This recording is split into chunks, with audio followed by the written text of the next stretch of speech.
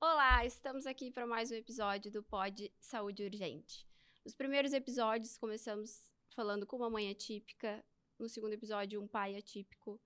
E aí hoje a gente vai seguir durante essa temporada trazendo convidados que podem acrescentar muito em relação ao tema. Hoje eu trouxe aqui a mãe do Pedro Henrique, a esposa do Marlos. Ela é assistente social, ela tem especialização em autismo, ela é pós-graduada em saúde mental, entre tantas outras graduações. Com vocês, Adriana Simic. Tudo bem, Rô? Tudo bom? Prazer estar aqui. Que bom, fico muito feliz que tu tenha aceitado esse convite, assim. O dia que a gente se conheceu, eu fiquei encantada com a tua história, assim, e com o tanto que tu conseguiu me ensinar e agregar, né, nesse caminho aí que a gente se cruzou. E aí foi inevitável o convite, mas é um projeto novo, é um projeto que está começando, então foi muito gratificante que tu tenha topado isso comigo, tá aqui, né, nesse desafio, e realmente eu estou muito feliz aqui com a tua presença. Eu estou muito feliz pelo convite, porque eu acho que é um tema que ele precisa ser muito explicado, ser muito falado, ser muito ouvido, né? Uhum. Porque parece que as pessoas têm um pouquinho de dificuldade de falar, né? Daquilo que nos causa, às vezes, um pouco de estranheza. Estranheza no sentido de que por que é assim? Como Sim. é assim? Às vezes é uma coisa tão fácil de se falar, né? Não precisa enfeitar muito. É só falar de vida. É falar né? de vida. Na Falar de verdade, vida. é falar de indivíduos, é falar de pessoas que são únicas, né? É falar das oportunidades de desenvolvimento que essas crianças podem ter. A gente fala crianças, existem autistas adultos, né? Sim. Mas a gente acaba falando nas crianças porque parece que de uns anos para cá foi onde isso começou a se falar mais e começamos a ter mais diagnósticos. E hoje também muitos adultos estão recebendo esses diagnósticos muito em função dos seus filhos, né? Exato. Os adultos levam os filhos para ter um diagnóstico e acaba que saem os pais com os diagnósticos também. É uma questão que a gente já sabe que é genética, né? Uhum. Então, muitos pais que viveram a vida inteira, talvez, não se entendendo muito bem, não se compreendendo dentro da sociedade, hoje estão recebendo o diagnóstico. Mas a gente acaba tratando muito como crianças, né? Isso. Então, talvez seja uma palavra que sai, volta e meia, mas a gente tenta se policiar para trazer isso para uma questão mais ampla, né? Hoje a gente já tem a fala, assim, de não usar o criança, justamente por essa questão, né? De que são pessoas com autismo, né? Esses pais, hoje, eles conseguem entender que a mãe, né? Falar da mãe. A mãe tímida, a mãe que não conseguia aceitar, às vezes, o convívio com muitas pessoas, né? A mãe que muitas vezes não conseguia amamentar, que não conseguia manter um contato com o filho e se acabava se culpando, né? Daí se falava numa depressão pós-parto, se falava as coisas. E hoje ela já sabe muitas vezes que era um TEA. E né? a vida fica mais fácil depois do diagnóstico, né? As pessoas Muito. fogem muitas vezes do diagnóstico, muitas famílias em negação, mas na grande verdade a vida facilita muito depois do diagnóstico, né? Ontem eu falava com uma pessoa que recebeu um diagnóstico, né, de TDAH e está em investigação de autismo. E ela me disse, eu perguntei para ela, o que 3 letrinhas, né? O que o CID e aquele número mudou em ti? Ela disse, tudo. Mudou tudo. Ela disse, hoje eu consigo me entender.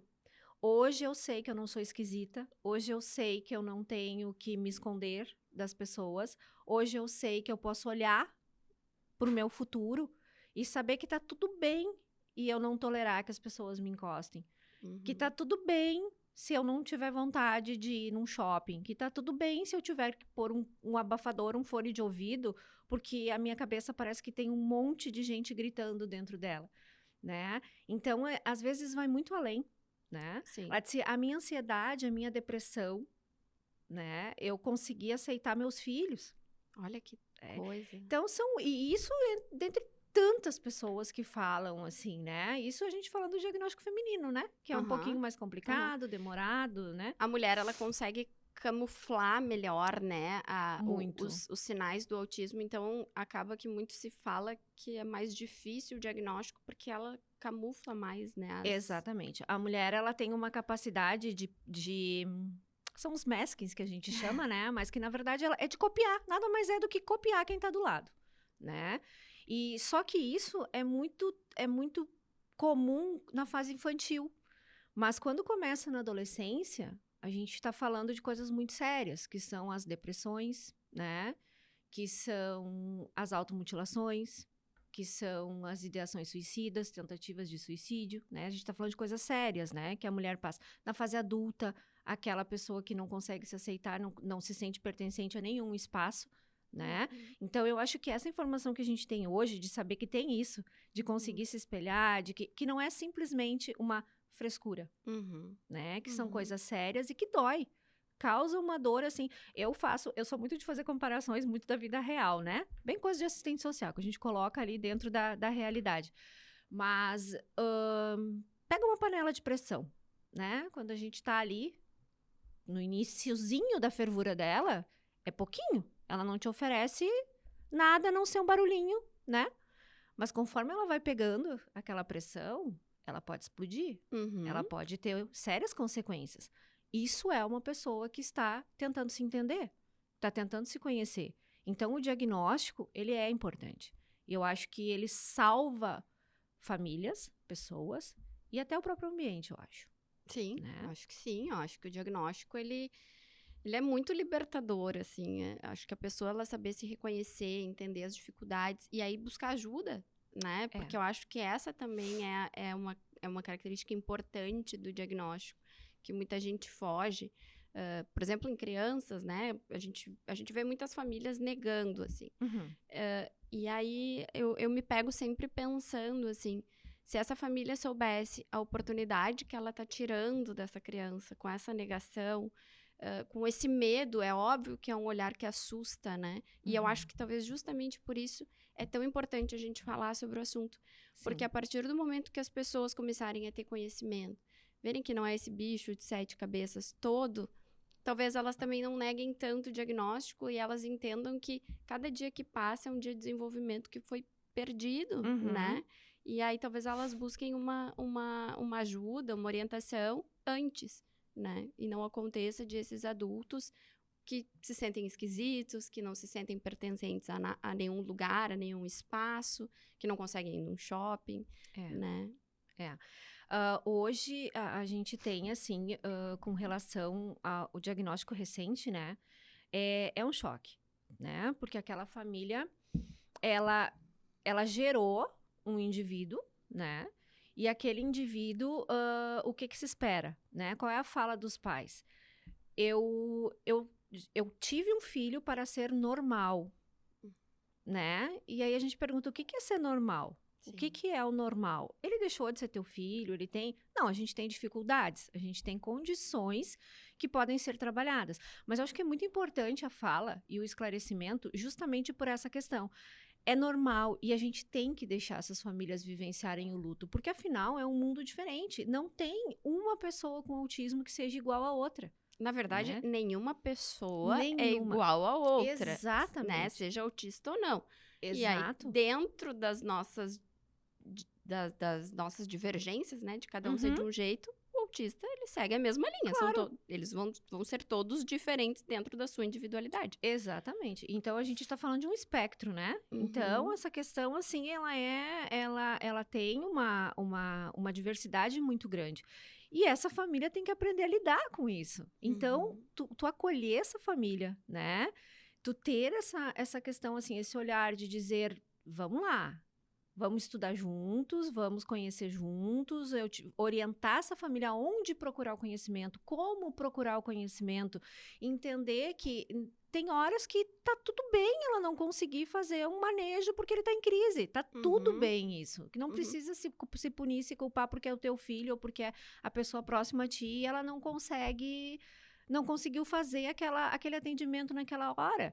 Que tá tudo bem ela chorar quando ela tá cansada, né? Sim. Aquela família se sentir esgotada, porque é difícil mesmo, Sim. né? É difícil mesmo de a gente Sim. conseguir viver com isso. E depois que passou essa fase, aí sim, levanta a cabeça, sacode a poeira e vamos lá. Porque é possível, tá? É possível. Níveis de suporte que chegaram com o diagnóstico 3, com a perda de intervenção, que perdeu aquele tempo, aquele período de intervenção, forem avaliados 1, 2 anos depois como suporte 2, 3, 1, desculpa, né? Sim, Então, diminuindo. Então, assim, qual a melhor medicação para autismo? A intervenção precoce. Lógico. Né? Sim. Então, quanto mais tratamentos, quanto mais terapias, quanto mais pessoas falarem, aprenderem, estudarem e até, eu acho que ser voluntário, né? Ali, tantos espaços hoje que a gente tem que fazem esse trabalho lindo de acolhida, eu acredito que o desenvolvimento vai cada vez ser melhor. E a gente tá falando de uma intervenção precoce, qual é o período ideal, assim, pra gente ter um diagnóstico ali com 2 anos? Aonde que tá esse diagnóstico? Tá, então, hoje, antes se falava muito de diagnóstico que não tinha como se fazer antes dos 3 anos e 8 meses, né? 3 anos e 8 meses.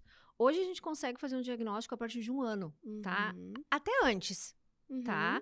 Mas aí a gente consegue, assim, para ter um rastreio muito adequado, eu acho que, assim, deixando bem claro, não tem uma idade correta, tá? A gente tá falando de precocidade é quanto antes melhor, tá?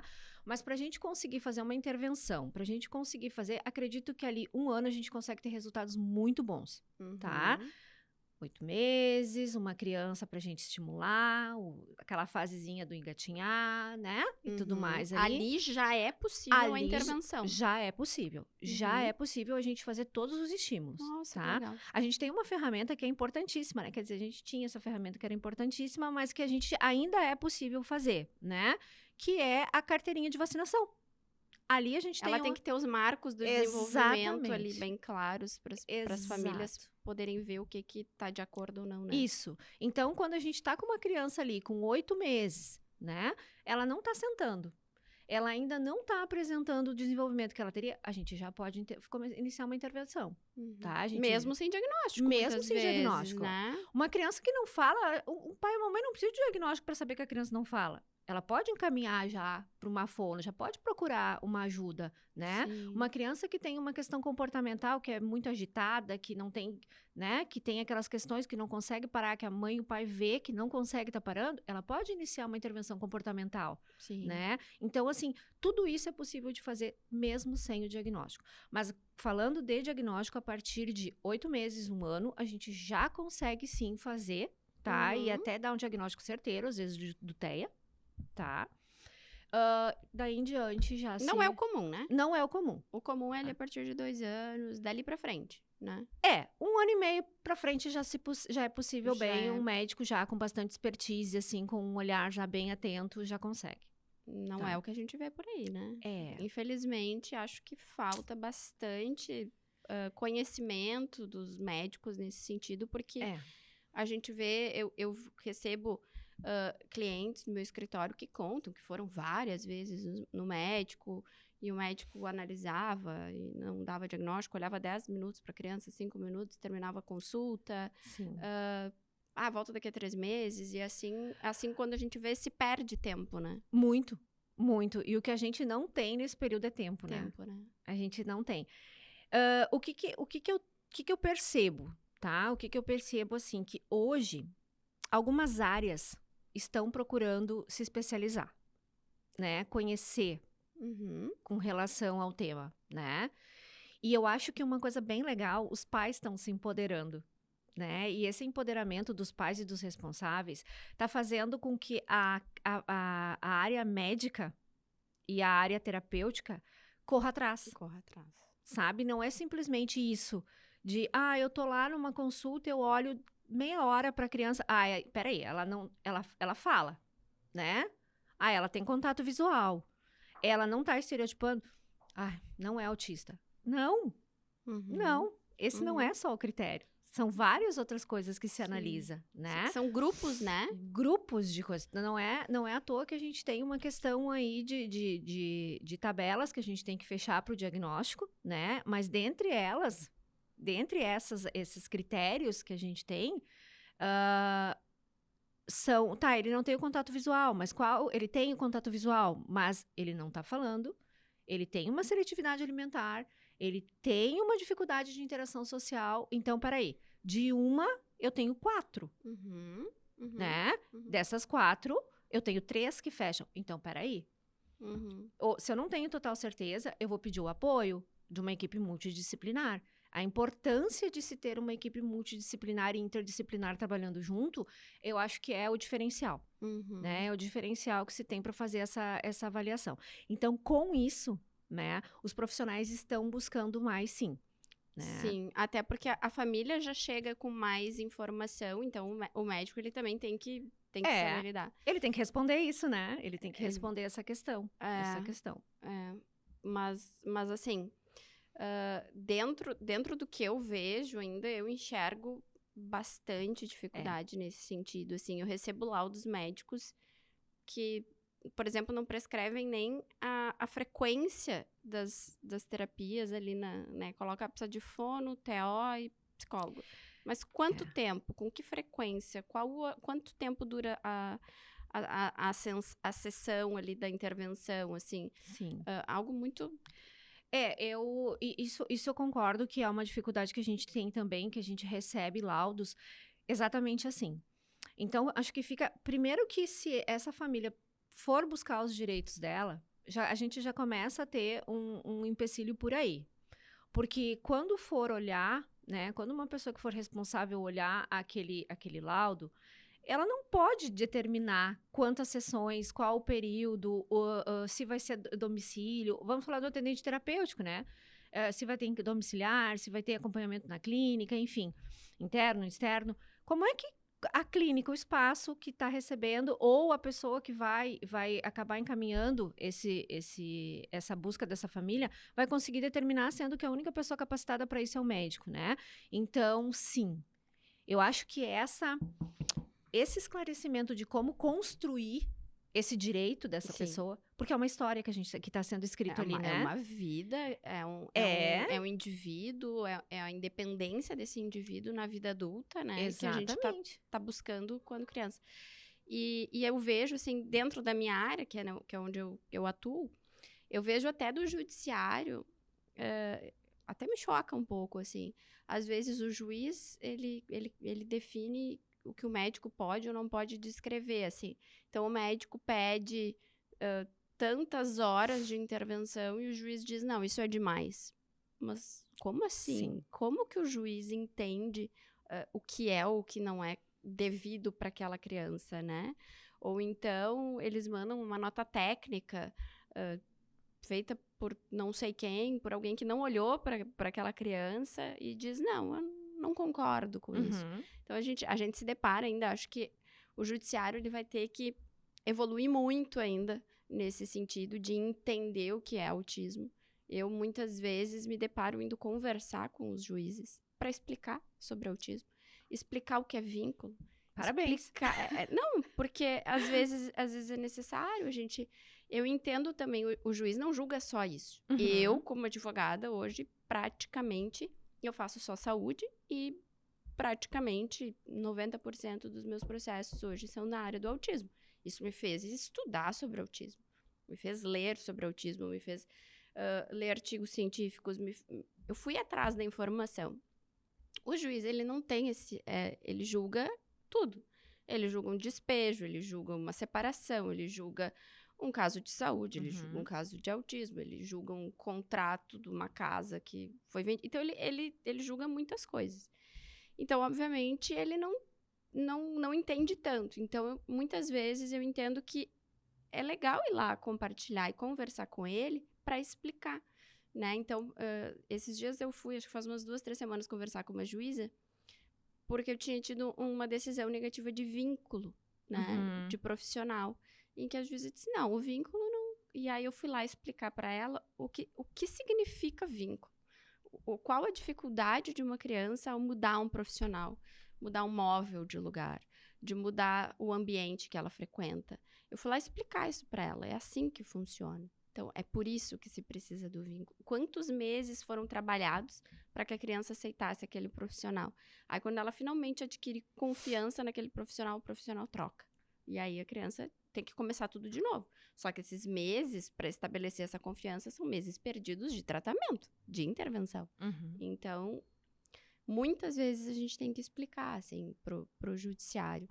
E a gente tá indo, engatinhando, né? E acho que esse também foi muito o objetivo de criar esse podcast, que é a gente poder falar sobre isso, que é trazer mais visibilidade para a sociedade no geral, porque a gente fala muito assim, dentro da bolha do autismo a gente sabe sobre isso, mas as pessoas não sabem, né? Sim. Então, quanto mais informação a gente puder difundir, eu acho que a gente vai começar a construir novos tempos, né? Sim. De desenvolvimento e de acesso a tratamento médico. Né? Sim. A coisa é tão séria, Rosana, é tão séria, assim, essa questão do vínculo, tá? E do espaço e do lugar que a pessoa pertence, falando de tratamento e de casa, que a gente teve recentemente toda essa situação que nós vivemos com a enchente, né? Que pessoas saíram de casa, pessoas perderam seus pertences. Então, assim, a gente teve pacientes que perderam a casa, perderam a identidade deles, né? Não conseguiram voltar para os seus tratamentos, não conseguiram fazer, que o que aconteceu? Retrocederam de tal modo que a agressão foi tão séria que quebraram braços, que adquiriram uma seletividade alimentar gigante. Que não tinham, né? Que não aceitavam as pessoas que estavam em volta, que ficaram em abrigos, né? Longe dos seus terapeutas, longe dos seus professores, longe das pessoas que eram a referência. Falando de autismo, a gente está falando de referência. É o reconhecimento, é a identidade que ele tem. Então, se eu trocar esse copo do lugar que ele está acostumado aqui, eu estou criando um dano tão sério, uma questão tão grave, que eu não consigo mensurar o que eu estou gerando para ele. Eu estou gerando uma carga sensorial, eu estou gerando uma falta de reconhecimento, eu estou gerando uma mudança de hábitos, e que isso vai refletir em várias coisas. Vai gerar uma autoagressão, vai gerar uma agressão a terceiros, vai gerar uma perda de identidade, vai gerar uma criança ou uma pessoa que simplesmente parou de comer, né? Que adquiriu coisas que não tinha. Então, eu acho que essa questão de juízes, né, julgar e ver é importante. Nós fizemos uma fala com um grupo da OAB de Novo Hamburgo, né, falando exatamente sobre isso, tentando construir documentos e construir falas que conseguisse sensibilizar os juízes, o judiciário, né, em cima disso. Porque é um desconhecimento mesmo. Sim. Né? É um desconhecimento e ninguém é obrigado a saber tudo isso. Claro. Né? Porque são coisas, de novo, cada ser humano que está ali, cada pessoinha daquelas tem a sua condição, né? Então, imagina, se a pessoa que está ali fazendo a intervenção tem que aprender 2, 3 meses para conhecer aquele indivíduo, né? Para conseguir manejar, lidar, fazer uma intervenção com aquele indivíduo, que dirá uma pessoa que não conhece. Sim. Né? Que não sabe que, às vezes, uma colher transforma uma vida. Sim. Né? Que dirá uma pessoa que está lidando com ele diariamente. Sim. Né? Então, assim, acho que se o médico colocou lá que ele precisa de 25 horas de intervenção, 30 horas de intervenção, ele sabe por que ele colocou. Né? Ele não olhou assim e disse, tá, hoje tu tá de roxo, tu tá assim, então eu acho que tu tem condições de aguentar, né? 30 horas de terapia, 40 horas de terapia, ou então não, só 5, tu tá tão arrumadinha, tão bonitinha, então não é esse o critério. E eu acho também que nenhuma família, nenhuma criança, enfim, vamos colocar os pais ali, né, como tutores, mas nenhuma família vai pedir pro seu filho 30 horas de intervenção por semana se ele não precisa disso. Exatamente. Né? Exatamente. Né? Até porque é uma grande dúvida dos pais. Claro. Ele tem condição de aguentar todo esse período? Essa carga horária não é demais para ele? Bem pelo contrário. Claro. Por eles. E também tem uma outra fala, né? que se diz assim, que eu já escutei isso, tá? Não, mas essa mãe, ela quer poder, nesse período, ficar tranquila, descansando em casa. Não. Uma mãe atípica, um pai atípico, uma pessoa que cuida de uma pessoa atípica, ele não tem sossego. Sim. A cabeça dele fica 24 horas preocupada em como fazer para aquela pessoa que está com ele ter uma vida melhor. Então, não é por isso. Sim. Né? Não, e é isso que às vezes eu me questiono. Quando eu vejo, assim, às vezes uma decisão ruim, e aí eu fico pensando, mas será que alguém ia pedir algo que não precisa? Alguém vai procurar um advogado, vai fazer toda essa função para pedir algo que ela não precisa, só porque ela quer? Não. Não, né? Acho que se a Não. pessoa tá ali é porque ela realmente precisa, Não, né? o sofrimento que essa pessoa tá tendo. E vamos ser bem sinceros, né? Quem procura esse apoio, quem procura teu escritório, não procura porque tem condições de pagar um tratamento maravilhoso, né? É uma pessoa que, às vezes, até o vale transporte para ir até lá, para buscar esse direito, é muito difícil. Eu, às vezes, descubro... Geralmente, eles não me contam no primeiro momento. Mas muitos eu já fiquei sabendo que me pagaram com vaquinha, com rifa, com empréstimo. E eu fico sabendo isso depois. Sim. Né? Então, as pessoas não estão buscando o judiciário por... Né? Uma das coisas que eu acho que é muito importante falar com relação à intervenção e ao laudo, tá? Quando a pessoa recebe o diagnóstico e ela recebe esse laudo, a gente está falando daquela família que está recebendo primeiro, né, a notícia de primeira mão ali, o primeiro diagnóstico, e aí eu acho que é unânime, tá? E agora, como é que eu vou fazer tudo isso? O que vai ser do meu filho, da minha filha, do meu ente quando eu não estiver mais aqui? Acho que essa é a preocupação de todos os pais, e quando eu me for. Exatamente. Só que assim, a gente falando de uma criança de 1 ano e meio, 2 anos, tá? Vamos falar nessa idade assim, ela tem lá 20 horas de atendimento terapêutico, acompanhamento terapêutico de intervenção comportamental, tá? Aí ela tem 3 horas de fono, 5 horas de TO, enfim, uma carga horária que a gente tá falando de 20 horas, 25 horas, tá? Eu acho que é importante deixar bem claro que essa família não precisa sair correndo fazendo tudo. Ela tem que sentar com a equipe que ela escolheu, com o espaço que ela escolheu para fazer essas terapias. E montar, por isso é da importância do plano terapêutico. Porque junto com a equipe, montando esse plano terapêutico, vai se ver as prioridades dentro da faixa etária dessa criança. De novo, a gente está falando de marcos... a aceitação dele também, exatamente. Né? Aí a gente está falando de marcos de desenvolvimento, tá? Não adianta eu pegar uma criança que ela não fala, ela não tem condições ainda de se expressar e colocar ela numa terapia com uma psicóloga. Sim. Né? Pode estar lá no laudo, mas neste momento não é o necessário, né?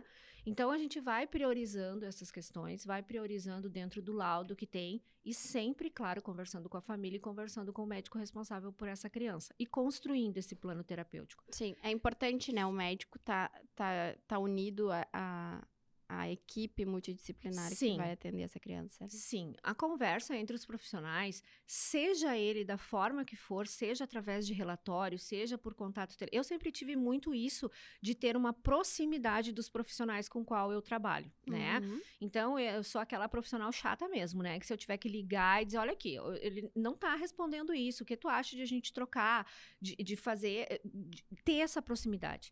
Porque o médico, ele vê a criança, o paciente, uma vez a cada mês, 2 meses, 3 meses, 6 meses, né? Uma vez por ano.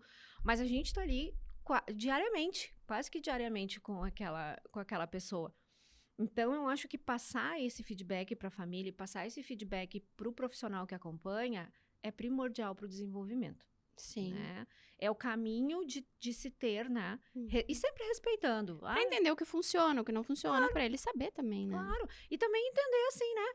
Que tem horas que eles têm vontade, eles têm opinião, eles têm... Não é porque às vezes não fala que ele não consegue se comunicar dizendo que ele não tá gostando daquela forma que ele tá sendo atendido. E como é que ele vai expressar isso? Gritando, querendo fugir da terapia, né? Fazendo esse tipo de coisas. É o que ele vai fazer. Então, assim, respeitar isso. Tá legal, não tô conseguindo ficar dentro de uma sala? usa a terapia alternativa, aquela coisa bem humanizada, Sim, né? Tem aquele sim, olhar sim, humanizado, assim. Porque a gente não vive num ambiente controlado 24 horas, sim. né? Mas eu vejo que, pelo menos os lugares, assim, que eu já conheci, são ambientes muito lúdicos, assim, né? Então, as crianças, elas não, necessariamente, elas nem entendem que elas estão, não, elas não enxergam aquilo como um ambiente médico, né? Elas, parece tudo uma grande brincadeira, assim, né? E graças a Deus isso está mudando. Né? Essa questão, assim, são esses espaços que a gente está tendo, sabe? E Uhum. tomara que cada vez tenha mais, e tomara que cada vez a gente consiga fazer com que eles não sintam que eles estão em tratamento. Porque eles não precisam saber que eles estão em tratamento e entender. Eles têm que saber que eles estão sendo assistidos. Eles vão lá né? brincar com a tia Pri, com a tia... Né? Enfim, e Exatamente. aí ali vai... A intervenção vai acontecendo na brincadeira, né? Exatamente. E esta grande brincadeira, a gente insere a família, né? Uhum. Acolhe essa família, mostra como está acontecendo, o que está sendo feito, ensina, né? Então, assim, é uma grande brincadeira de todo mundo, né? Do Sim. terapeuta, do médico, da família, do paciente, da escola, Sim. né? Eu queria que tu nos contasse um pouquinho, como assistente social, como é esse cuidado com a família, esse amparo, assim, como que tu entende que deve ser feito, como tu enxerga tudo isso? Bom, eu tenho como prática de vida, né, desde que eu trabalho como assistente social, né, eu venho de uma história, né, que eu passei por uma psicologia, né, que eu não me identifiquei. Tu chegou a iniciar a graduação em Na psicologia? verdade, eu cheguei até o TCC da minha psicologia. E Sério? não me identifiquei, né, então eu fui conhecendo, fui vendo, assim, eu queria, era a busca do algo mais, né, do algo mais, assim, pelo outro. E aí eu descobri no serviço social que a acolhida, né, o ir além, o poder fazer a diferença de buscar direitos e de buscar aquela escuta qualificada no sentido de poder ouvir e fazer alguma intervenção, né? Então, eu comecei a minha caminhada dentro do serviço social com projetos assistenciais. E lá eu identifiquei que muitas vezes a dificuldade ela tá no a gente conseguir ouvir quem é o esteio daquela família, que é a mãe, né? Na grande maioria, eu sei que, né, mas eu falo daquele espaço, daquele momento, né? 80, 90% Exatamente. de quem procura tudo é a mãe, né? Até porque a maioria dos homens foge e abandonam as mães e as mães ficam sozinhas. Infelizmente. Mas eu vou te dizer que assim, ó, vou fazer uma coisa que eu tô conhecendo uns bem bonzinhos, tá? Ai, que beleza. Olha, são muito parceiros, são ótimos. Mas são raros? São. Infelizmente são raros. São Vamos torcer que os homens daqui pra frente Sabe qual é a minha esperança? Que com esses que já têm, eles vão passando. Então, as pessoas os homens vão olhando e vendo que sim, eu tô ali do lado, eu preciso, faço parte disso, dessa história. Mas, enfim, então, assim, com isso, eu comecei a identificar essas questões e ver que a gente tem que parar e ouvir, né? Não importa se é 1 hora, 2 horas, porque a gente vem falando de poder público de prefeitura, a gente tem um espaço, né, que é limitado para a gente escutar. A gente vai ali e faz a intervenção dele. Eu venho desse espaço, né? E graças a Deus, aonde eu estava, eu tinha essa liberdade, eu comecei a ter essa liberdade de que se eu precisasse fazer uma intervenção, eu poderia fazer. E lá eu aprendi que grupos funcionam muito bem, né? Que no primeiro momento, eu digo, oi, tudo bem? Meu nome é tal. Eu vim aqui por tal motivo. No segundo, oi, meu nome é tal, eu vim aqui por tal motivo, mas eu também tenho... E assim vai indo. E nessa situação, as pessoas vão se abrindo, elas vão se sentindo pertencente àquele espaço e começam a olhar que o problema que tem do lado é igual ou maior do que eu tenho. E com isso a gente começa a empoderar as pessoas, a falar de direitos, a falar dos deveres que elas têm para conseguir esses direitos, né? A escutar que elas têm... Eu não consigo pegar um transporte público porque eu não tenho o valor da passagem. Tá, mas tu tem como conseguir isso? E às vezes ali, se eu não sentar e escutar e identificar essas coisas, né? De saber que ela não vai me abrir isso no primeiro momento.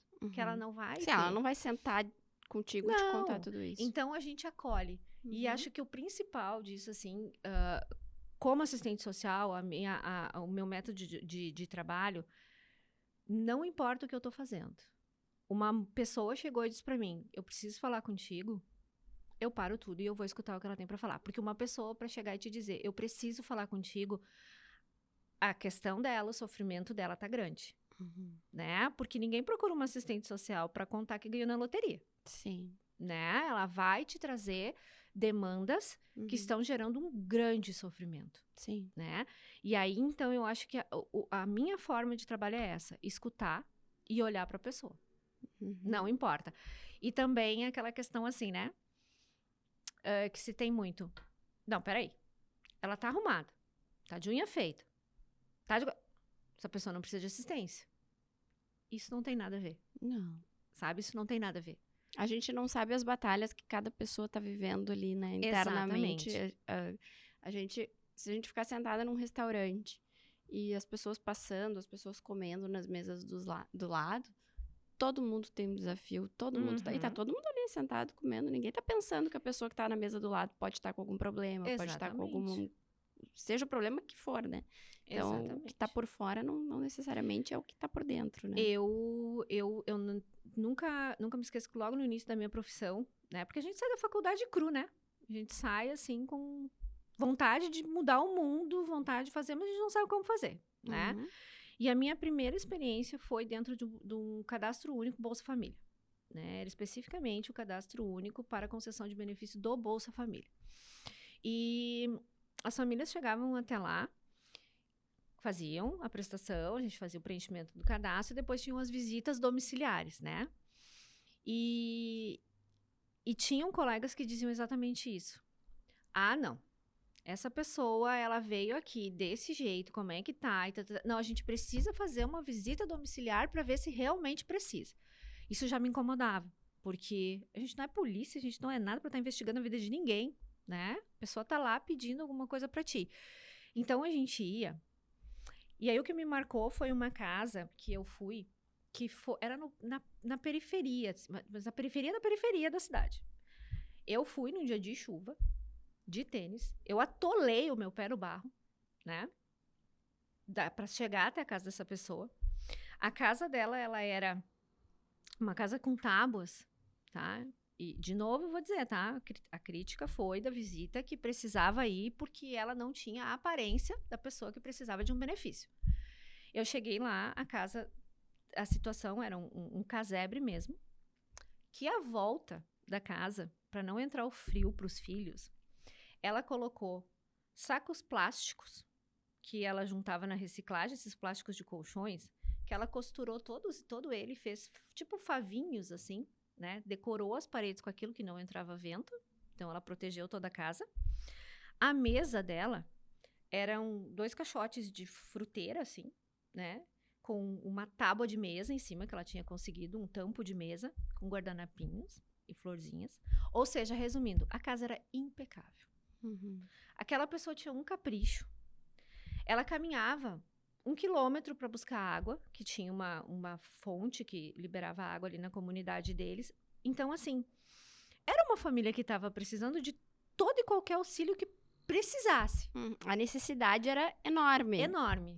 Mas tinha um capricho. Mas ela tinha a vontade de ir além. Tanto que depois foi uma família que, devido a isso, a gente conseguiu inserir em programas, depois teve capacitações dentro do município. Essa pessoa aprendeu uma profissão como costureira de bolsas. E, nossa, assim, foi uma mudança. Mas, sabe? Então, assim, eu acho que é o nosso papel quanto sociedade escutar. Né? A gente tem que escutar. E a demanda das famílias, ela sempre vai vir em forma de se retrair. Então, se tu não aprender a identificar os sinais e tu não saber, assim, ouvir e como encaminhar isso, a gente fica no mesmo, né? Sim. Fica sempre no mesmo. Isso foi algo, assim, que eu entendi quando eu comecei no direito da saúde, né? Muitos anos atrás, faz 17 anos que eu atuo com isso. Eu acabo repetindo, né, as histórias, mas eu fazia basicamente cirurgia do coração, era próteses, né, ortopédicas, medicamento de alto custo, de câncer. Era isso que aparecia. E nos últimos anos, o autismo ele começou a bater muito, né, na porta do escritório, assim. E aí eu entendi que era um público que precisava de muita empatia. Não... as mães, elas chegam ali, elas vivem uma guerra na vida delas. Tudo é muito difícil. E eu entendi, assim, que eu tinha que olhar para ela não como um RG, um CPF, eu preciso de tal documento, eu preciso disso. Não, eu precisava de um carinho a mais, assim. E eu acho que a maturidade vai dando isso, e às vezes eu penso assim que Deus me capacitou também para eu chegar aqui e ter vivido experiências da minha vida que me fizeram hoje ser um ser humano com mais empatia, me possibilitou hoje conseguir olhar para essas pessoas com um olhar mais afetuoso, com um olhar mais amoroso, porque eu consigo enxergar a guerra que elas estão, né? Eu diria que 50% das clientes, quando chegam na minha frente, elas choram. Uhum. Né? Elas estão desesperadas e elas enxergam ali a possibilidade, né, diante delas de talvez uma mudança, de talvez um tratamento que possa mudar, né, as expectativas para o filho delas, mas é tudo muito sério, né? Uhum. Porque às vezes é uma decisão que muda tudo, né? Então, eu entendi que esse acolhimento, e por isso eu te fiz essa pergunta de como receber, porque eu tenho muito esse cuidado, né, de acolher mesmo, assim. Às vezes, ouvir áudios enormes, de entender que é muito mais do que um processo, uma liminar, uma decisão. É um sofrimento que está ali, porque elas travam, é uma guerra com tudo. Elas têm uma dificuldade para botar o filho na escola. Aí, se elas têm plano de saúde, é uma dificuldade para conseguir o tratamento via plano de saúde. Se elas não têm plano de saúde, a luta delas é muito maior, porque nem o neurologista elas não conseguem. Elas ficam anos e anos esperando um atendimento médico. E aí a indicação é sempre, vai num médico particular. E muitas famílias, isso é difícil, elas não têm condições para isso. Então, é uma luta eterna. Aí conseguiu eliminar. Aí aquele momento incrível de conseguir eliminar. E o medo diário de perder a liminar, porque ela pode ser mudada a qualquer instante. Então, Sim. é o tempo inteiro, é um medo, é o desespero. E eu sinto isso na fala delas todos os dias. Então, eu acho que é um desespero que nem dormindo elas param de ter, né? Uhum. Porque é uma guerra. E é uma guerra de um soldado. Sim. Né? Ela é... Que não foi treinado para ser soldado. Para nada. Né? Tá ali aprendendo tudo. E nesse aprendizado, às vezes, beira o desespero. Sim. Né? Beira o desespero, porque aí a gente fala na questão, iniciou o tratamento, ai, tá tudo salvo agora, consegui eliminar, tá tudo feito. Não, né? Não. O desafio aí, começa a ser outro dali pra frente. Porque daí assim, daí a gente tem toda aquela questão do vai para os 3 orçamentos, procura o lugar indicado, vê se tem a equipe, consegue fazer. Beleza, consegui isso. E aí vem as outras dúvidas. E agora? Uhum. Será que está sendo atendido? Será que o tratamento está bom? Será que... E agora, se eu precisar mudar, meu Deus, agora o médico mudou meu laudo, e agora como é que vai ser? Será que eu vou conseguir mudar isso na justiça? Tudo é difícil. Tudo é difícil, tudo é muito complicado, né? Muito complicado. E aí, então, assim, o objetivo é sempre acolher, né? Acolher, como tu disseste, é acolher aquela pessoa com o áudio de 10 minutos, é acolher aquela pessoa ouvindo quando ela diz assim, olha só, eu acho que a medicação não tá fazendo efeito. E aí, o que eu faço? Como é que eu converso com o médico? Como é que eu chego até ele? Muitas vezes, eu, quanto assistente social, já fiz isso, tá? Já fiz essa mediação entre a família com o profissional. De o profissional dizer, olha, ele não me ouve, não consigo acesso, não consigo passar. E aí eu disse, não, vamos lá. Né? Então, assim, as demandas às vezes não vêm só naquele momento de tu dizer, Ai, tá, eu vou te escutar, mas eu não vou fazer nada. Não, no momento que tu deixou aquela pessoa abrir a boca, tu vai ter que fazer alguma coisa por ela, É. né? Não, senão vira de novo, a mesma coisa. Não, isso é total, assim, é impossível ficar parado. Não tem A como. gente tem que agir o tempo inteiro, né? Exatamente, eu não consigo, Eu tá? Eu também não não. consigo. Vou te falar, assim, que marido e filho lá em casa sofrem, assim, porque é o tempo inteiro, não importa a hora, não importa quando. Se eu puder, só se tiver alguma coisa muito urgente que eu não posso responder. Senão, Eu também. é o tempo inteiro. Quando eu vejo 11 horas da noite, é Sim. meia-noite. E aí, às vezes, é muito comum, assim, chegam mães atípicas até mim que não são meus clientes. Eu não tô conseguindo falar com a minha advogada. Tu tem como ver o meu processo pra eu saber o que tá Aham. acontecendo? E às vezes é 11 horas da noite. E aí eu vou Sim, ali, eu olho, eu dou o retorno. sim. Porque eu sei que pelo menos naquele dia, talvez ela vai dormir mais tranquila, Exato, né? exato. É uma coisa que às vezes para nós é tão pequeno. É uma coisa que é um mínimo esforço, mas Uhum. a diferença na vida É, é tão grande. Com coisinhas pequenas a gente muda vidas, né? sim, sim. Então é isso é isso que me leva, assim, sabe? Não, isso é muito verdadeiro, porque às vezes uma informação que a gente consegue resolver muito rápido, muito fácil. Eu entro ali no computador em 5, 10 minutos, eu consigo dizer algo que ela tá lendo e não tá entendendo, o que Uhum. significa. Só de traduzir isso pra ela já mudou a noite dela, ela já mudou. E não me custou nada, É. né? Então, acho que esse foi o olhar que eu mudei também quando eu comecei a atender famílias atípicas. Mas óbvio que eu ainda acho que eu tenho muito a aprender, né? E por isso eu gosto tanto dessa troca, né? Aham. Porque eu sei que eu vou sair daqui com um olhar melhor, né? Para conseguir atender ainda melhor, Sim. né? Eu acho que é parte daí. E quando a gente começa a ter empatia Uhum, e não pensar só naquela questão assim de quando é que eu vou receber, uhum, né? A uhum. coisa muda, né? É. Muda e a gente começa a ter esse olhar do querer mais, né? Do Aham. aprender mais, porque nunca a gente vai saber o suficiente, Não, a gente não né? sabe. Vai ter sempre aquela pessoa que vai te passar uma forma de ver diferente, né? E tudo bem, se tu acha que tu atingiu o teu máximo, né?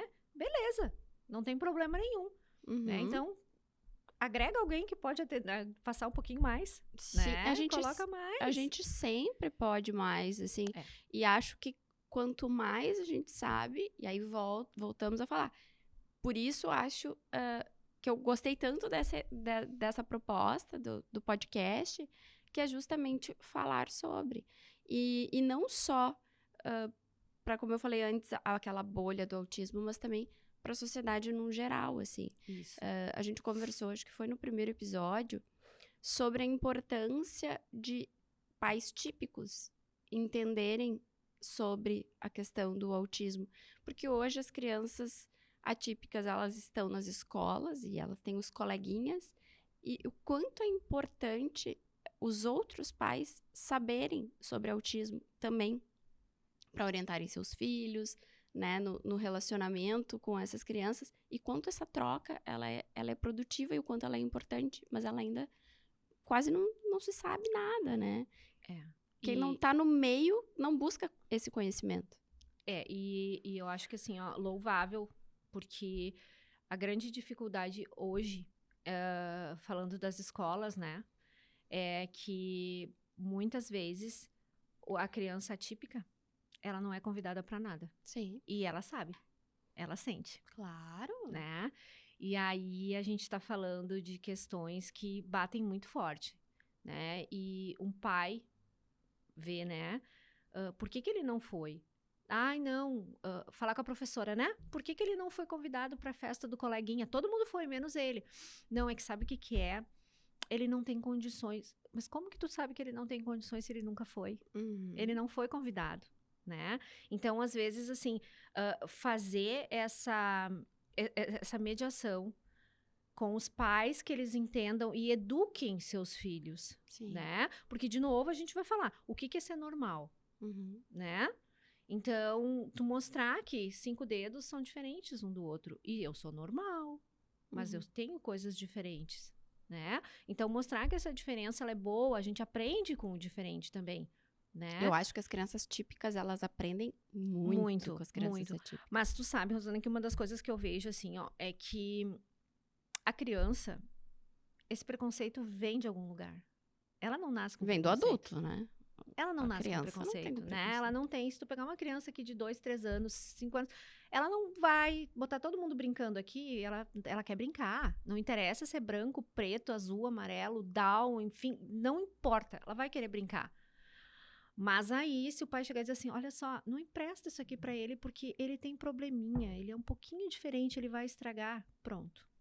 Tu já começou a plantar a sementinha ali, né? E quantas vezes a gente vê isso, né? Não, ele não é capaz, né?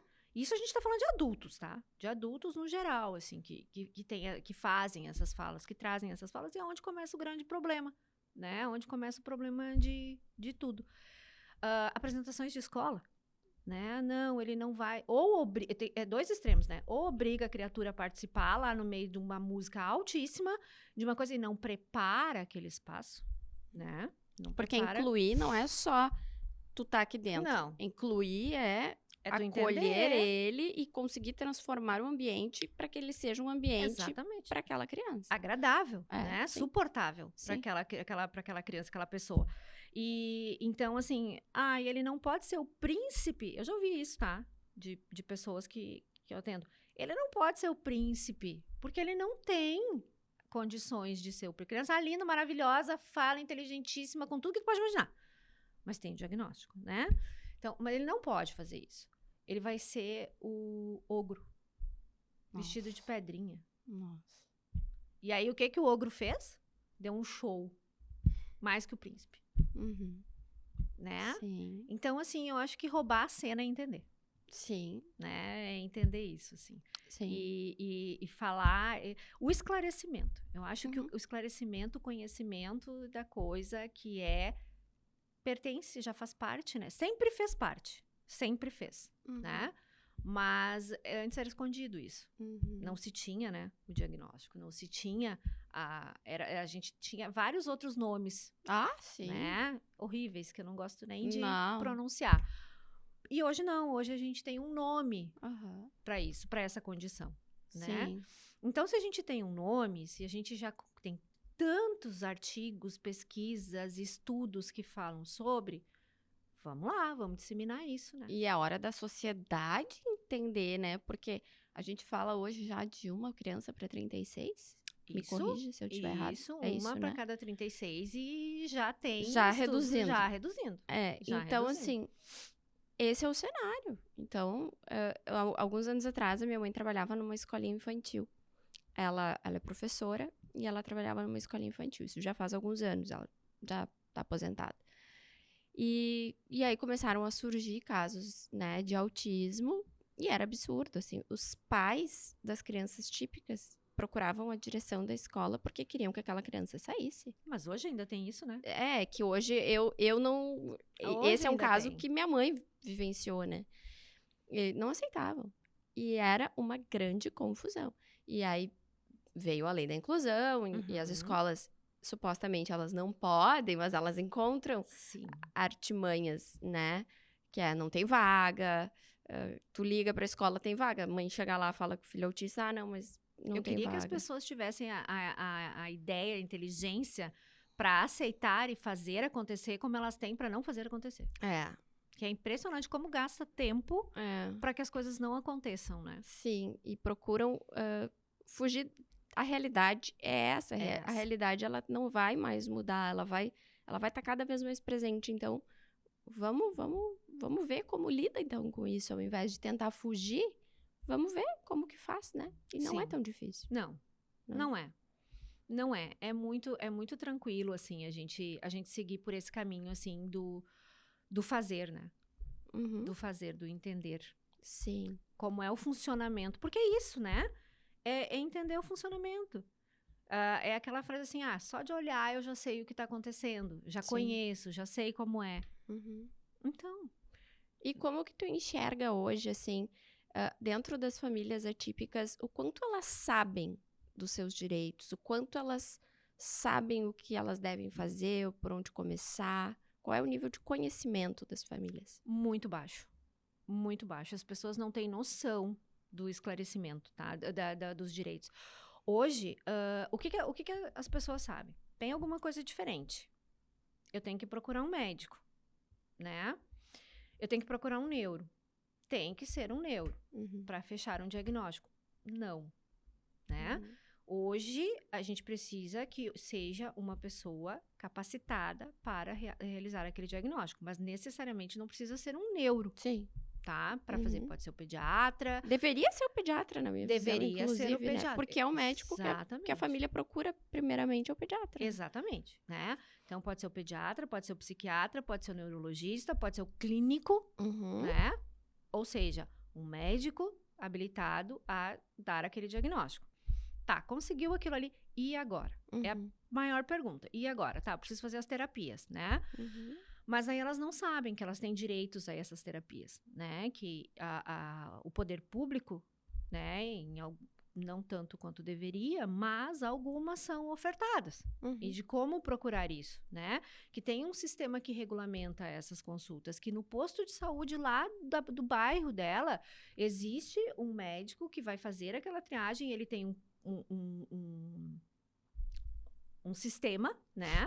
Onde ele vai incluir essa pessoa, tá? Onde ele tem o direito de inclusão para ganhar essas terapias de reabilitação, né? Isso tanto em esfera municipal quanto em esfera estadual, né? Que tem. Então, se parte daí demora, ok, mas é um direito que ela tem. Sim. A partir daquilo ali, ela inicia um outro processo, que daí ela vai procurar, né? Dos planos de saúde, quais os direitos que elas têm com relação do plano de saúde? Muitas famílias não sabem que o plano de saúde tem 10 dias para ofertar as terapias, né? Sim. Senão, eles vão ter que bancar aquelas terapias para aquela pessoa, né? As famílias não sabem disso. Com relação às medicações, né, que tem que tomar, que um processo de uma medicação básica, ela vai lá, pega o protocolo SUS, né? Ela preenche, ela tem direito àquela medicação. A gente está falando de medicações que daqui a pouco estão custando R$80, R$90 para uma pessoa que tem que escolher.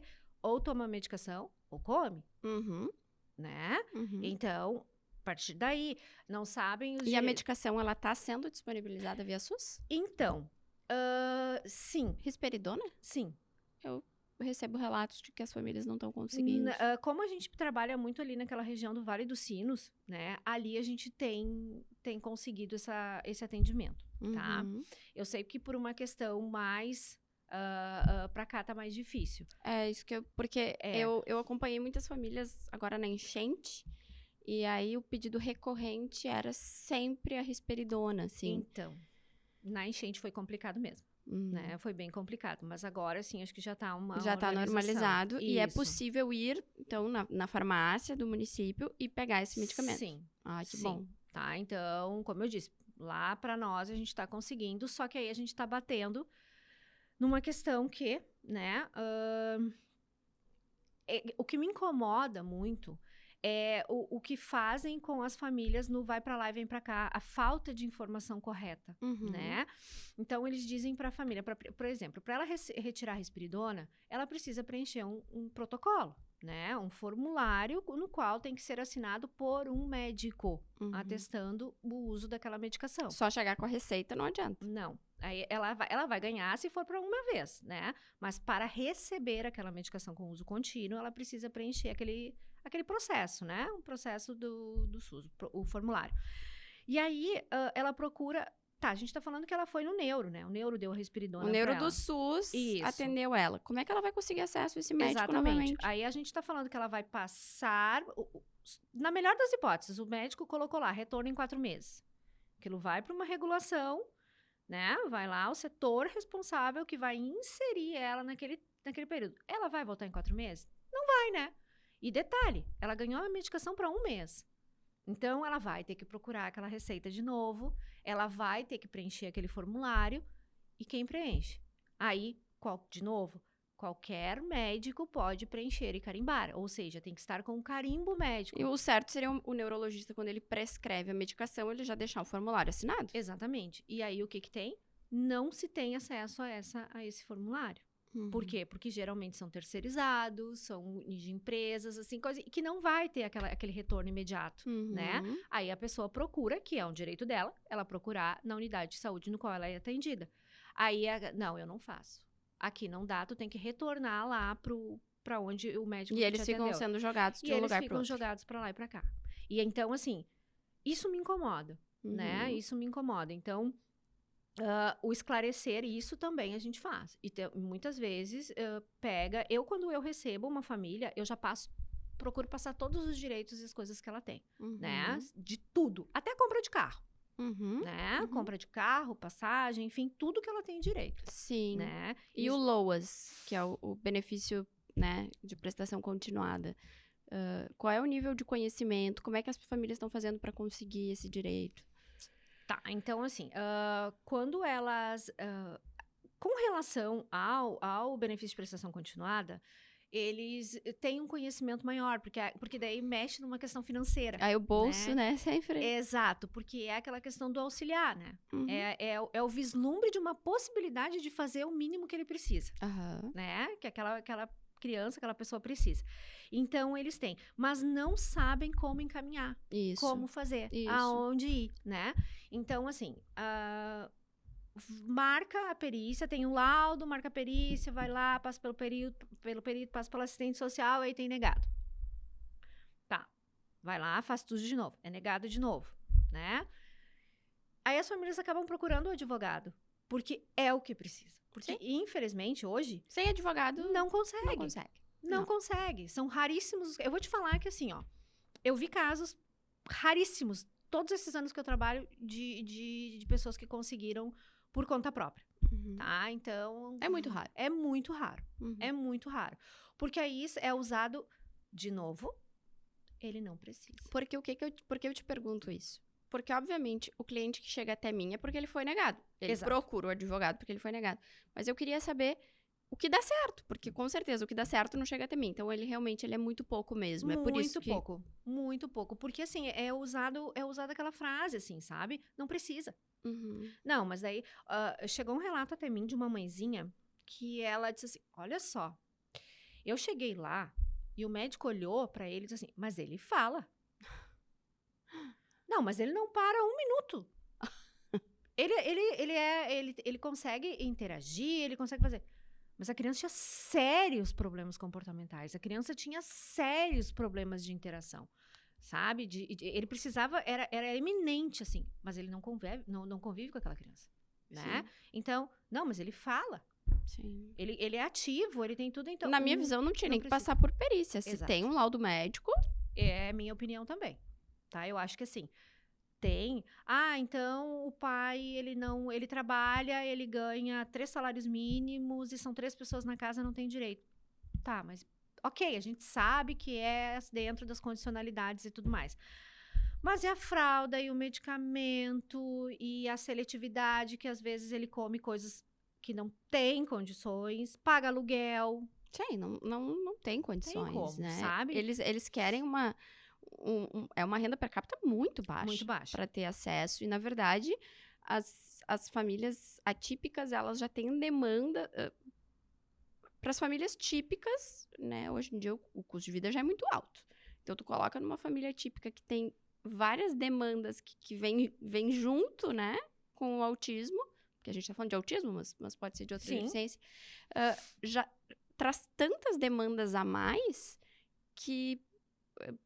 Tipo, essa faixa que eles colocaram de renda é muito pouco. É muito pouco, né? Muito pouco e a dificuldade é grande. Sim. É muito grande. O índice de processos negados é absurdo, né? Absurdo. Na verdade, eu como tu disse que foram raríssimos, eu nunca ouvi alguém que falou que conseguiu. Eu vou te dizer que eu posso contar nos dedos, tá? Desse tempo que eu trabalho agora, fora a questão de antes dos encaminhamentos que nós fazíamos, né?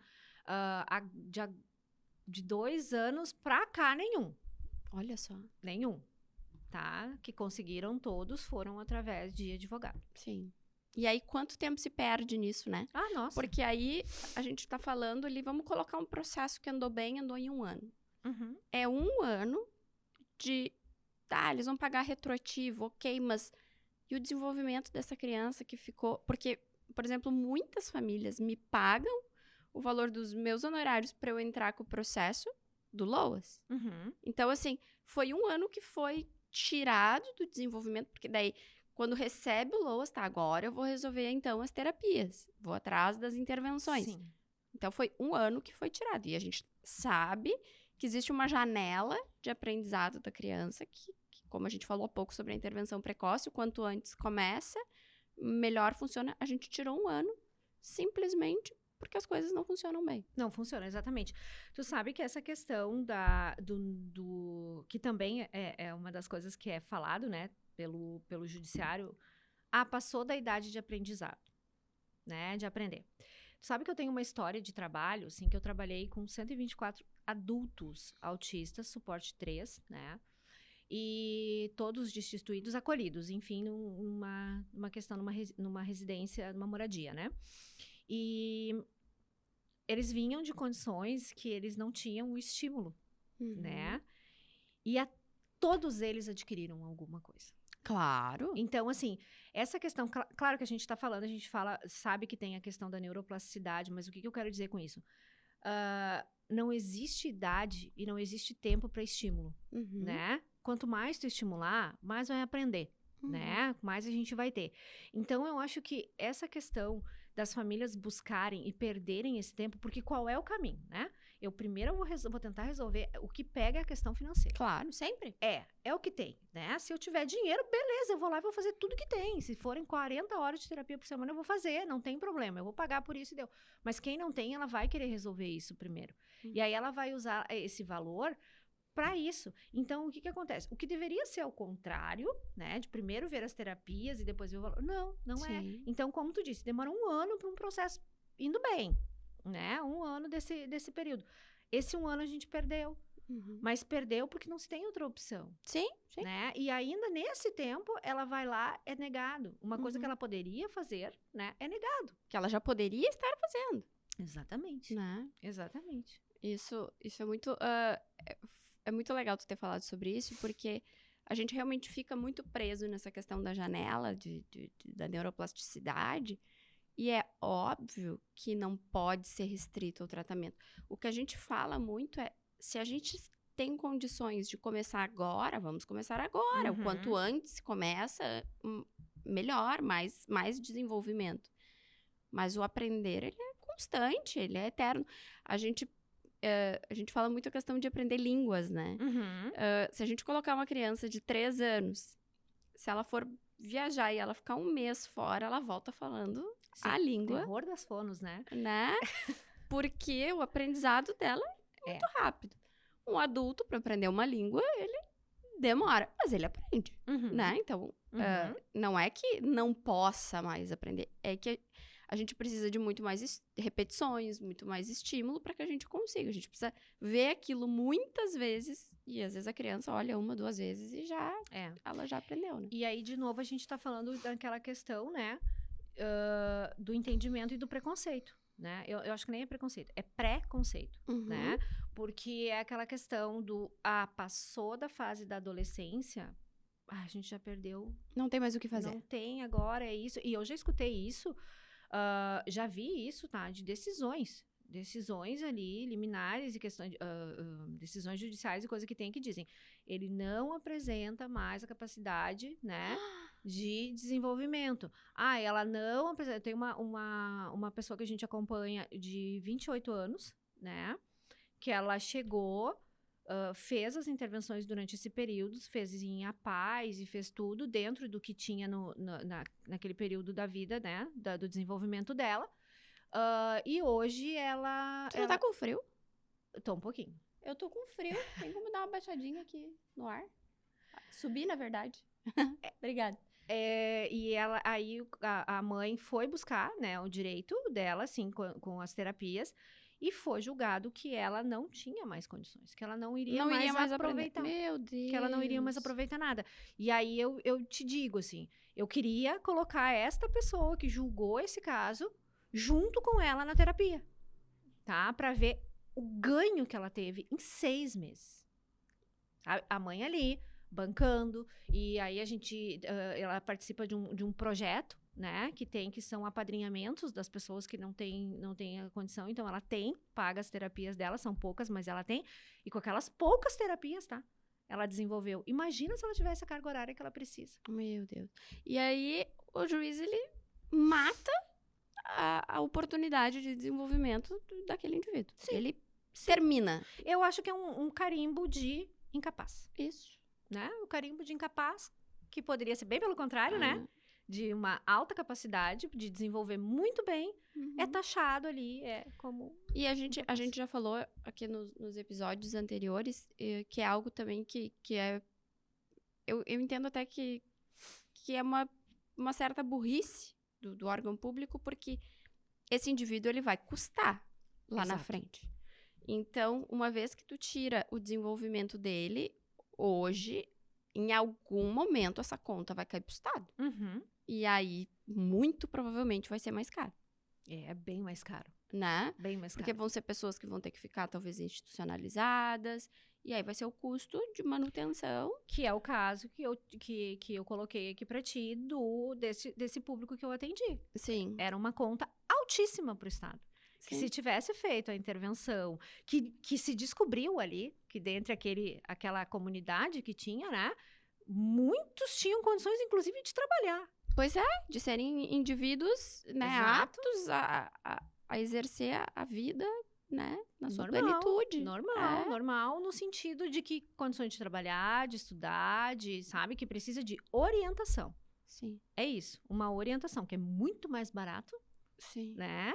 Então, assim, eu acho que essa questão aí de proporcionar medicação, de proporcionar as terapias, agora estão vindo projetos aí, né, que tomara que funcionem como tem que ser, que vão proporcionar essas terapias. E que esses espaços ofertem as terapias como tem que ser, né? Que se pare de ver que quem paga tem direito, quem não paga não tem, né? Então, acho que parte daí. A conta é bem mais barata. Em algum momento, as coisas vão ter que mudar. Eu enxergo que é uma realidade muito longe ainda, né?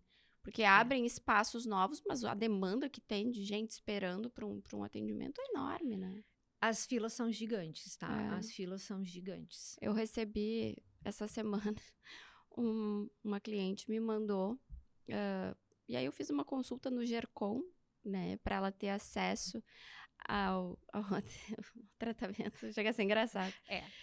Ela tava 1.316, né? Ela estava aguardando há 316 dias, que ela abriu a solicitação, que algum neuro incluiu ela naquele sistema, e o tempo médio estimado para que ela fosse chamada era de 1.316 dias.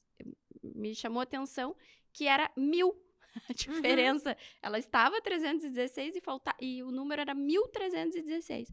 Nossa, falta só 1.000 dias, então, para essa criança ser chamada, para então ela começar uma intervenção.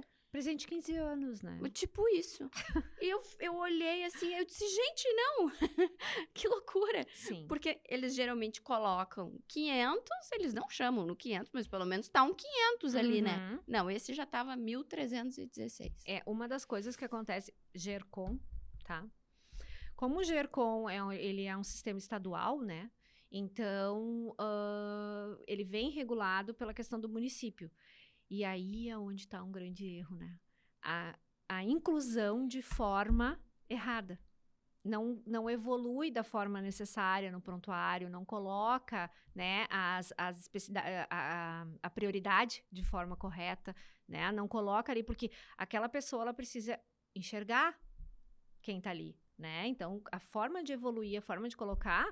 Então, Joãozinho tem suporte 1, não vai ser chamado nunca, né? Mas agora, Joãozinho, suporte 1, apresenta seletividade alimentar severa, tal coisa, uma questão que possa fazer. Opa, mudou a prioridade.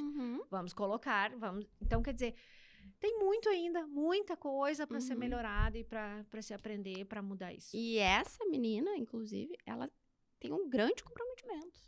E ela só conseguiu...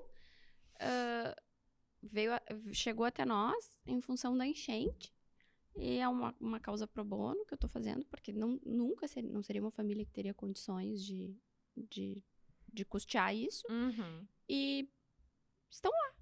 Ela teria que esperar 1.316 dias para ser atendida. E muito provavelmente não receberia, porque chegaria lá, talvez alguma coisa que, né? De tanto Nesse meio do tempo caminho, de repente, se daqui a 500 dias eu consultar, vai estar lá 2.000 dias, né? Exatamente, Vai porque a aumentar esse número. prioridade vai sempre aumentando. Quer dizer, a quantidade de pessoas inseridas vai aumentando, né? Muito. É gigante. As filas, se a gente pegar Gercom e pegar as filas aí, são gigantes, né? Sim. Não, eu fico chocada. Porque eu sempre Também. pesquiso ali no Gercom e são números assustadores. E assustadores também algumas decisões. Eu tive uma esses dias em que eu juntei, ela estava, acho que era 300 dias aguardando. Eu disse, não vejo por que alterar a ordem da fila do SUS. Nossa. Então tá. Queria ver se fosse o filho dele, né? Exato. Não tem essa realidade. Eu acho que assim, o juiz ele não consegue imaginar o que é para uma mãe, né? Então, vamos falar, uma mãe solo, né? Ela ter que dar conta de não poder nem sequer ir no banheiro. Não conseguir dormir, né? De mães que ficam 3 dias sem dormir com a criança gritando sem parar. Que não consegue ver o filho comer. Que o filho ou come salsicha, só salsicha, e não toma água, ou só quer a água e não aceita essas coisas. Então, é um sério candidato a uma sonda. Sim. Né?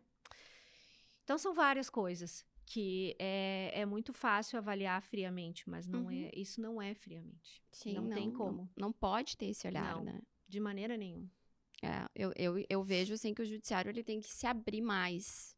A gente teve uma palestra no dia do autismo, lá em abril. E aí a Isabel Ferrari, ela foi lá dar uma palestra no Tribunal de Justiça, assim. E eu enxerguei aquilo, assim, nossa, isso tem que acontecer mais vezes, assim. Porque tinham vários desembargadores lá assistindo. E eles têm que ver a realidade, eles têm que entender o que é. Eles têm que, né, sentir a dor de uma mãe, né, que busca pelo básico. Uma das coisas que acontece muito quando a gente fala de esclarecimento, o que eu vejo? Então, isso é uma das coisas que a gente faz, tá? Quando tu me perguntaste a questão de o que é feito, quanto assistente social faz, isso é uma das coisas que nós temos. Quando a gente chama que sejam advogados, médicos, juízes, como a gente já fez essas falas, nunca a gente põe um profissional capacitado para falar. É sempre uma pessoa que tenha uma ligação direta, que consiga passar o que é de verdade. A dor. Ver o que é aquilo, assim, de ver o apanhar, de ver uma criança que não tem... Uma criança pela questão da idade, não a idade cronológica, né? De ela fazer cocô no chão e ela comer aquilo, porque é aquilo que sustenta ela. Essa realidade existe, mas eles não têm esse conhecimento, né? Não tem esse conhecimento. Então, eu acho que é muito diferente eu estar aqui falando e aquela mãe que viveu aquilo passar isso, conseguir transmitir isso, né? De tu olhar, assim, e conseguir entender o que é. Isso eu acho que é muito... é expor, tá expondo. Não é expor. É a realidade. É a realidade. Não, por isso que eu achei muito legal quando ela foi, porque ela era uma mãe. Sim. Né? Sim. Contando as dificuldades e os ganhos que a condição dela de poder proporcionar um tratamento pro filho dela, o que isso trouxe para a família dela, né? De ajuda. Então, a importância disso, né? Ela é uma grande lutadora da causa, né? E no sentido, não como sentido de por ela ser uma pessoa que tem um acesso, né? De ser uma pessoa pública. Não, é como mãe mesmo. Ela vai lá, ela briga, ela luta, ela defende o filho dela com o que for, e como tantas outras mães que tem assim, né? Sim, na verdade, todas, né? A sua grande maioria, todas fazem isso. Apenas ela tem um holofote sobre ela que a gente consegue ver. Exatamente, né? Exatamente. Ela consegue ter uma visibilidade que talvez as outras não tenham, mas que fazem do mesmo jeito, né? Sim, exatamente. Todas estão lutando, né, pelos seus filhos e cada uma do seu jeito, assim. E aquele dia a gente teve isso, assim. Então, foi bem interessante que ao final foi aberto para perguntas e tinham muitos pais atípicos lá. E aí, cada um que ia fazer a pergunta iniciava contando um pouco da sua história. E aí, é impossível que aquelas pessoas que estavam ali assistindo não tenham sentido a dor de cada um, né? A quantidade de mães contando que teve que parar de trabalhar, porque é uma grande máxima, né? Acho que se fôssemos botar num percentual, sei lá, 70% abre mão da sua vida profissional, das suas carreiras, para cuidar dos seus filhos, né? São poucas as que não fazem isso. Uma mãe atípica, ela abdica dela mesma, né? Ela abdica de tudo. Pergunta pra uma mãe atípica quando foi a última vez que ela foi num cinema, num restaurante, fazer uma unha. Tem, né? Ela vive o CPF daquela outra pessoa. Sim. Né? Ela tira o dela e passa a ser só aquele serzinho. Sim. As mães, no geral, né, já fazem. Mas uma mãe atípica, ela é um desafio diário, né? Sim. Sim. E aí a gente volta também para a questão do LOAS, porque a renda da família, ela inclusive cai, né? No momento que então, vamos colocar numa situação ali de que o pai e a mãe estão trabalhando para trazer o sustento da casa, aí nasce o filho, vem o diagnóstico, as mães param de trabalhar, a renda cai, né? Então, mais um motivo para a gente entender que as faixas do LOAS, elas têm que subir. Sim. Porque as famílias perdem renda. São coisas assim que a gente tá falando de, mas é uma questão financeira, uma questão de dinheiro primeiro. Tem tantas outras formas, daí de novo a gente vai dizer, mas tem tantas outras formas. O que é divulgado sobre isso? Né? Se a família vai lá e procura aquele esclarecimento, ou se tem alguém que passa isso para ela, né? Ela vai saber. Senão ela não vai saber nunca. Ela precisa daquilo ali. Sim. Ela parou de trabalhar, ela precisa daquele valor para se manter, para sustentar a casa, para sustentar aquela criança. E aí, assim, é isso, sabe? Não importa que ela vai usar aquele valor para ela pagar as coisas pessoais dela também. Poxa, ela precisa daquilo também. Não, e eu entendo que justamente o LOAS, ele vem para isso, para auxiliar no custeio daquela família. Eu, pelo menos, nunca vi nada que dissesse que não podia fazer isso, né? Sim. Que é um critério, porque era só o que faltava, agora ter esse critério também. Tem que prestar contas de como como foi investido o dinheiro. Era só isso. Vamos nem falar muito, não dar ideia. Vai que resolve mudar alguma coisa. Para não dar ideia. Porque é uma situação muito desafiadora para essas famílias, assim.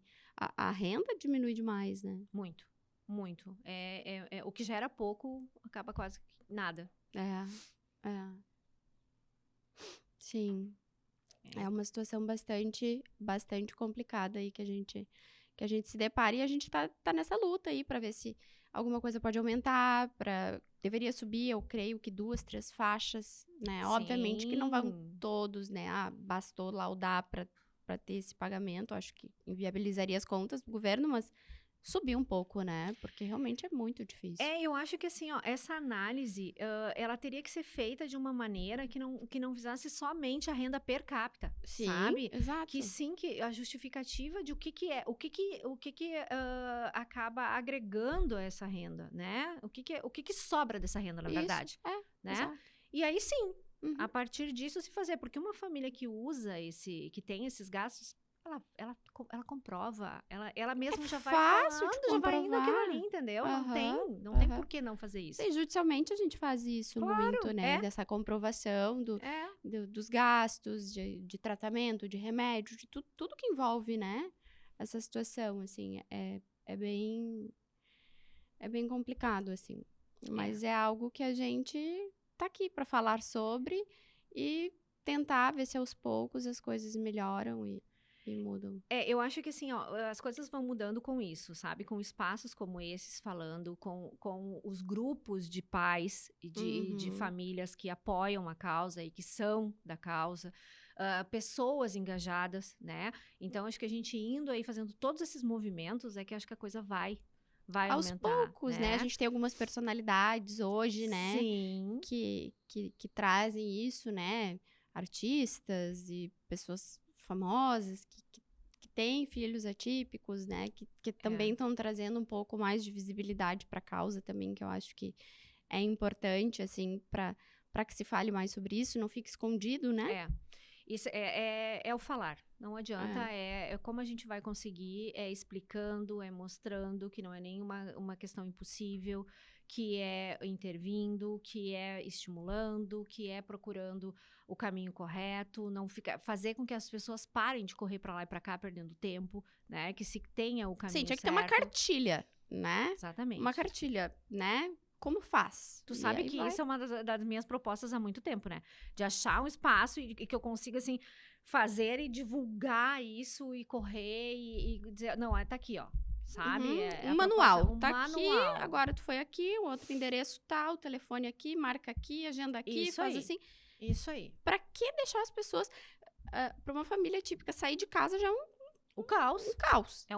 De novo, é uma batalha, é uma guerra, né? A família ela vai enfrentar desafios enormes, assim. Então, pra que submeter eles a isso? Vamos encurtar, né? O que der pra fazer online, vamos fazer online. Vamos ajudar a vida das pessoas. Exatamente. Né? Exatamente. Eu acho que isso que a gente fica, assim, também de crítica, né? Aos órgãos públicos e torcer que as pessoas que têm o poder de fazer com que isso seja modificado também façam, né? Isso aí. A gente seguir falando e falando e falando. Vamos seguir falando. Com certeza a gente vai falar muito tempo ainda para que a gente perceba de fato mudanças, né? Não vai ser assim numa conversa aqui que a gente vai mudar o mundo. Bom, né? Tu gosta de falar, a gente segue, arruma mais umas pessoas aí que gostam de falar e a gente segue. Isso, essa é a ideia. A gente vai conectando e vai criando também essa rede, né? E eu acho que cada um tem uma história dentro do autismo, que é o que a gente tá falando aqui hoje. Como eu disse no primeiro episódio, eu trouxe uma mãe, né? Uma mãe que vendeu apartamento, carro e empresa para proporcionar o tratamento do seu filho. Até que ela entender que ela podia entrar como liminar, que ela podia ganhar num processo, e foi enrolada, e as coisas não andavam, o plano de saúde foi enrolando. Ela fez tudo isso pelo filho, né? E aí a gente vê, assim, que cada um vai ter a sua história. E o filho dela, graças a Deus, teve um ótimo desenvolvimento, né? Isso tudo começou aos 2, ele tá com 7 anos, né? Então a gente, semana passada, veio um pai que já teve um diagnóstico mais tardio, então ele já foi ceifado um pouco dessa intervenção precoce com um diagnóstico mais tardio, porque a filha dele tinha convulsões, então eles achavam que era uma epilepsia, enfim, foi conduzido de uma outra forma, mas ele já tem um outro lado, então ele já tem uma visão totalmente diferente.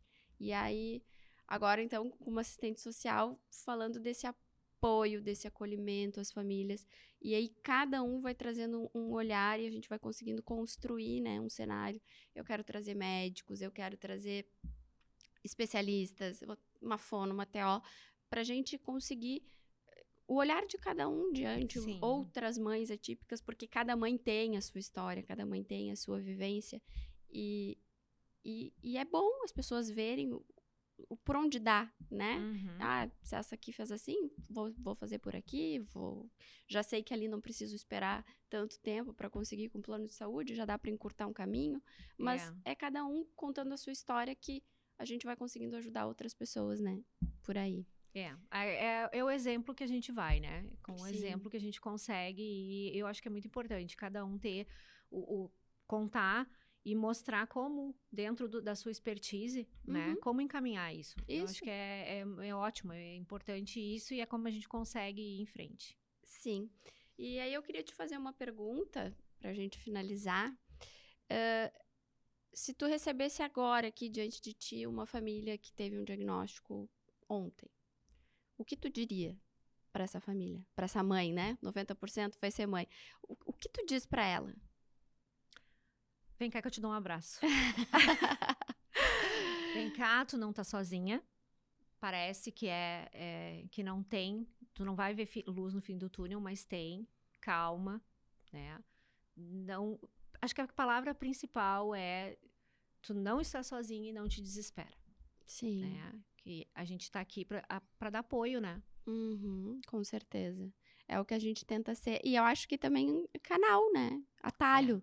né? Vai por aqui, vai por ali, usa a cartilha que tu indicou. Inclusive, a gente podia construir uma. Exatamente, vamos lá, vamos montar uma cartilha e vamos levar aí para algum projeto. Eu acho que sim, eu acho que é uma coisa que tá precisando muito. Eu acho que seria bem interessante, a gente vai conversar sobre isso mais vezes. Vamos conversar sobre isso, mais ideias. Adriana, então eu quero te agradecer muito por ter topado vir aqui, né? Eu sei que a tua vida é bem corrida e foi um prazer estar aqui contigo. Acho que aprendi bastante contigo, ainda vou aprender mais vezes, que eu sei que a gente ainda vai conversar bastante. E muito obrigada, então, pelo teu tempo. Eu que agradeço. Eu acho que falar, se me deixar, eu fico falando horas e horas e horas e não vejo nem o tempo passar. Então, assim, só posso agradecer pelo convite. Dizer que sempre que precisar, estou à disposição. E se alguém precisar também, só chamar. Pode deixar que eu vou indicar. Pode indicar. Muito obrigada. Que agradeço.